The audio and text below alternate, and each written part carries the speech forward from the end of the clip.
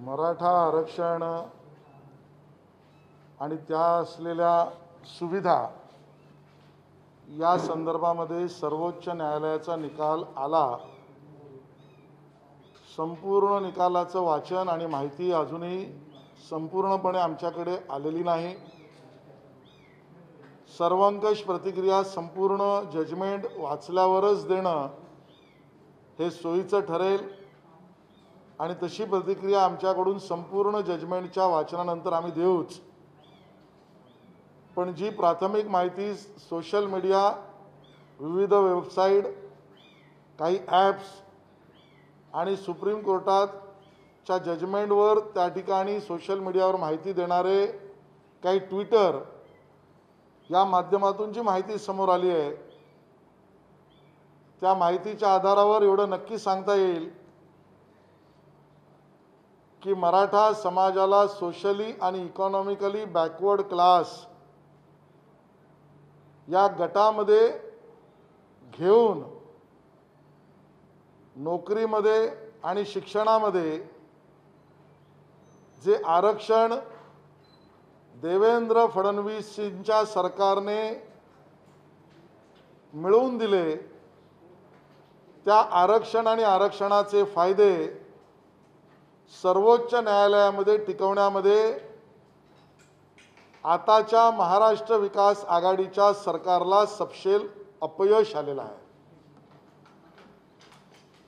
खऱ्या अर्थाने नीट आपण जर अभ्यास केला तर लक्षात असे येईल की इंदिरा सहानींच्या लार्जर बेंचच्या जजमेंटने एक्सेप्शनल परिस्थितीमध्ये 50% वर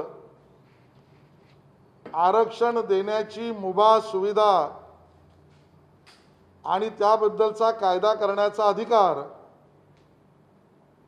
हा एक्सेप्शनल असाधारण परिस्थितीमध्ये येऊ शकतो हे जजमेंट त्यातलं क्लिअर होतं आणि त्या आधारावरच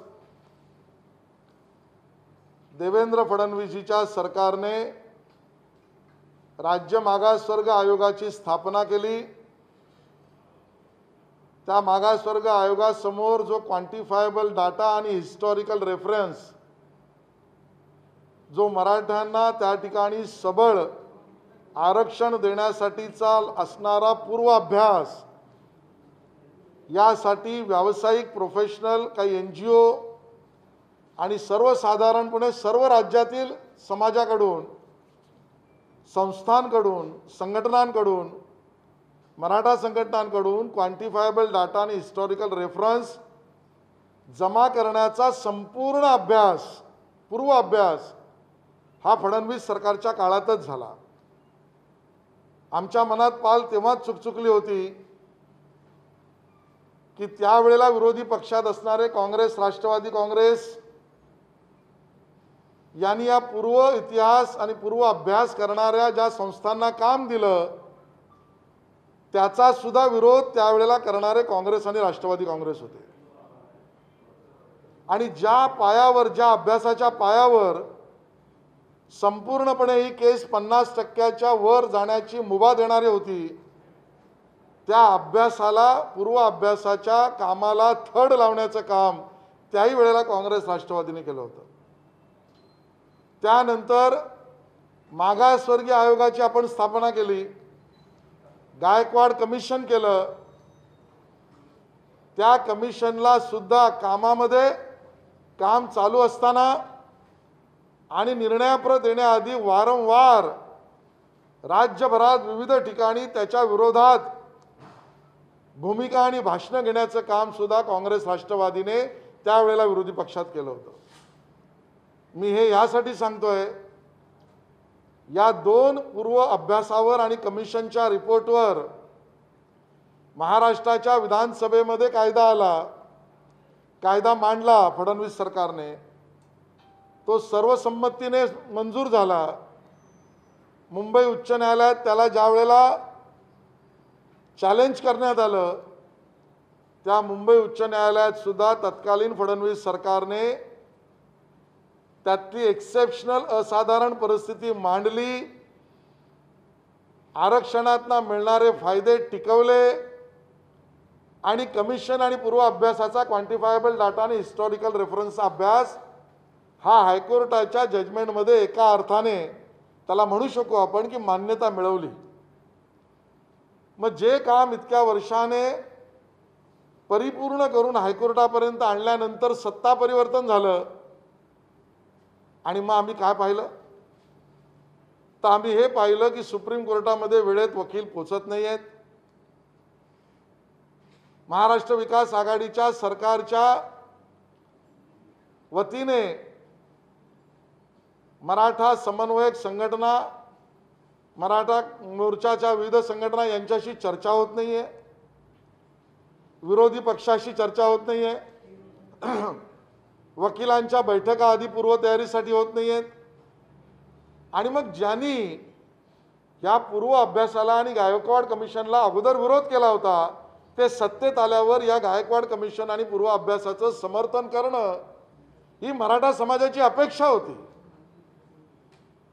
मराठा अपेक्षेला योग्य पद्धतीने काम न करता थड लावण्याचं काम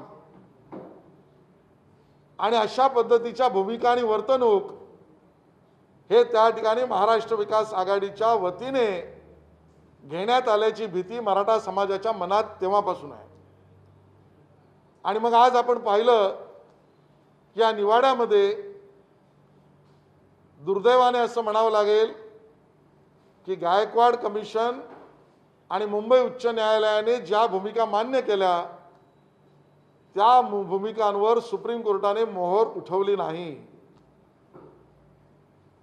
दोन गोष्टी मला या ठिकाणी अजून स्पष्ट करायच्या आहेत। भारतीय संविधानाच्या 102व्या अमेंडमेंटनुसार नॅशनल बॅकवर्ड कमिशन चं जे काम देशातील किंवा अन्य राज्यातील ओबीसी च्या बद्दल सेंट्रल लिस्टमध्ये त्यांचं नाव येण्याबद्दलचा अधिकार असलेला 102 व संविधानाची अमेंडमेंट ही टिकवली पाहिजे ही भूमिका के वेणुगोपाल ॲडव्होकेट जनरल यांनी घेतली आणि म्हणून 102व्या संविधानाच्या अमेंडमेंटला कुठेही नख लागल्याचं दिसत नाही। संपूर्ण जजमेंट आपण वाचूच। Solicitor general of India Tushar Mehta यांनी केंद्र सरकारच्या वतीने सुद्धा या 5 बेंचच्या समोर मराठा कोटा आरक्षणाबद्दलचे फायदे टिकवले गेले पाहिजेत हीच भूमिका मांडली। तिसरा मुद्दा इंदिरा साहनी च्या लार्जर बेंचच्या जजमेंटनुसार आरक्षण 50% वर असाधारण एक्सेप्शनल परिस्थितीत जाऊ शकतं तो अधिकार आहे। या लार्जर बेंचच्या जजमेंटबाबत सुप्रीम कोर्टाने कुठेही त्याच्यावर भाष्य करून किंवा त्याच्या विरोधात भाष्य केल्याचं दिसत नाहीये। त्यामुळे तेही अधिकार अबाधित राहिलेले आहेत आणि त्यामुळे केंद्राने आपली भूमिका ठेवली। फडणवीस सरकारने जे केलं ती मेहनत तो पूर्वाभ्यास आणि गायकवाड कमिशनचा रिपोर्ट याला पाण्यात घालण्याचं काम आताच्या महाराष्ट्र विकास आघाडी सरकारने केलंय आणि म्हणून आम्ही महाराष्ट्र विकास आघाडी सरकारला विनंती करतो अजूनही हा विषय कुठल्याही अहंकाराचा नाही। सोशली इकॉनॉमिकली बॅकवर्ड क्लास असलेल्या आमच्या मराठा बंधू भगिनींना सुद्धा युवकांना त्यामध्ये आरक्षणाचे फायदे हे मिळाले पाहिजेत।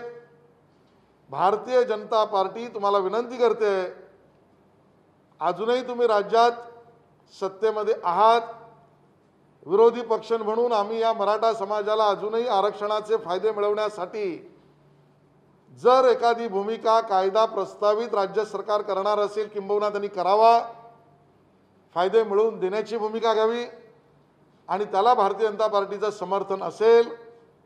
हे फायदे आणि आरक्षण अन्य कुठल्याही शेड्यूल कास्ट, शेड्यूल ट्राइब किंवा ओबीसी समाजाच्या आरक्षणाला नख न लावता करावं ही आमची त्यांना विनंती आहे आणि अजूनही मराठा समाजाला त्यातले फायदे मिळण्याच्या साठी सरकारच्या बरोबर राहण्याची आमची भूमिका आहे। प्रश्न असा आहे देवेंद्र फडणवीसांनी हे आरक्षण मिळवून दिलं त्या काळामध्ये देवेंद्र फडणवीस असं म्हणाले होते की हे आरक्षण सुप्रीम कोर्टातही टिकेल पण तसं झालं नाही, याला तुम्ही महाविकास आघाडी सरकारला जबाबदार ठरवताय का?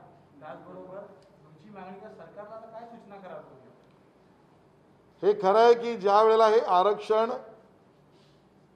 आणि आरक्षणाचा कायदा देवेंद्र फडणवीस सरकारने आणला त्यावेळेला हा सुप्रीम कोर्टापर्यंत टिकवूच या भूमिकेने आम्ही भूमिका घेतल्या होत्या। याचं कारण या अगोदर ज्या वेळेला मराठा आरक्षण तत्कालीन काँग्रेसच्या सरकारच्या काळात पृथ्वीराज चव्हाणांनी दिलं होतं त्यावेळेला पूर्व अभ्यासाची कुठली समिती नव्हती, मागासवर्गीय आयोग अस्तित्वात नव्हता, मागासवर्गीय आयोगाने असा कुठलाही रिपोर्ट रॅटिफाय केला नव्हता। केवळ समाजाला धुळफेक करण्यासाठी एक समिती बनवून ज्या समितीला कायद्याचा आणि संविधानाचा संपूर्ण अधिकार आणि त्याला असलेली कर्तव्य नसताना सुद्धा त्या समितीच्या केवळ आधारावर निवडणुकीच्या तोंडावर त्यांनी आरक्षण दिलं होतं आणि त्यामुळे ते उच्च न्यायालयात टिकलं नव्हतं। पण फडणवीस सरकारने केलेला पूर्वाभ्यास, त्यासाठी केलेल्या समित्या, त्यासाठीचे NGO आणि गायकवाड कमिशन हे मुंबई उच्च न्यायालयात टिकलं तर सर्वोच्च न्यायालयात सुद्धा टिकलं असतं। पण उच्च न्यायालयात जे टिकलं ते सर्वोच्च न्यायालयात मांडण्यामध्ये संपूर्ण जोर लागला असंच चित्र नाही आहे आणि दुर्दैवाने त्या चित्राला त्याला जबाबदार हे आताचं महाराष्ट्र विकास आघाडीचं ठाकरे सरकार आहे आणि म्हणून ते आपला पळ यातून काढू शकत नाही। नंबर 1, आमची सरकारला विनंती आहे, OBC SC ST अन्य कुठल्याही आरक्षणाला नख न लावता जसा फडणवीस सरकारने निर्णय घेतला तसा आजही सुप्रीम कोर्टाच्या या जजमेंटमध्ये केंद्राने भूमिका घेतल्यामुळे, पुन्हा सांगतो केंद्राने भूमिका घेतल्यामुळे संविधानाचं 102 व अमेंडमेंट आणि इंदिरा साहनी जजमेंटला रिव्हिजिट करण्याची गरज नाही हे स्पष्ट असल्यामुळे आजही मराठ्यांना आरक्षण किंवा आरक्षणाचे फायदे हे ठाकरे सरकारने द्यावेत।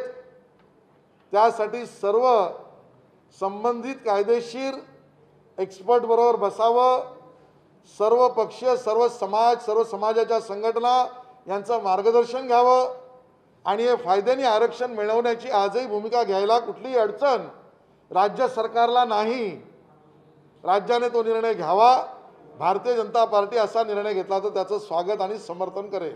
सर, प्रश्न असा आहे की ज्या पद्धतीने आता मराठा आरक्षण आता पूर्णपणे लांबणीवर गेल्याचं दिसतंय, सुप्रीम कोर्टानेच कायदा रद्द केलेला आहे, पुन्हा प्रदीर्घ कालावधी लागू शकतोय, मराठी नेतेही अनेक संघटनेचे म्हणत आहेत, तर आता मराठा संघटनेमध्ये पुन्हा उद्रेक होऊ नये हा एक मोठा प्रश्न आहे, त्याबद्दल तुम्ही काय म्हणाल? आणि दुसरं कारण का आता पुन्हा एवढी सगळे आयोग नेमल्यानंतर, एवढी चर्चा झाल्यानंतर रद्द झालेलं आहे, तर पुन्हा कायद्याचा क्षेत्र आणून आरक्षण देणं केवढं मोठे कसरतीचं काम असणार आहे? खरं तर जे आरक्षण या सगळ्या कायदेशीर टप्प्यांना पार करून सकारात्मक कायद्याच्या कक्षेमध्ये बसून अगदी उच्च न्यायालयापर्यंत टिकवलं, ते सुप्रीम कोर्टापर्यंत नीट मांडलं असतं तर कदाचित तेच सोयीचं झालं असतं। कारण या वेळेला अजून एक जास्त चांगली गोष्ट घडली ती म्हणजे केंद्र सरकारने सुद्धा सुप्रीम कोर्टामध्ये या मराठा कोट्याच्या आरक्षणाच्या बाजूने भूमिका घेतली आणि म्हणून या सगळ्या वेळेला वाचवण्याचं काम योग्य जर प्लीडिंग सुप्रीम कोर्टासमोर झालं असतं असं आमचं मत आहे तर बरं झालं असतं।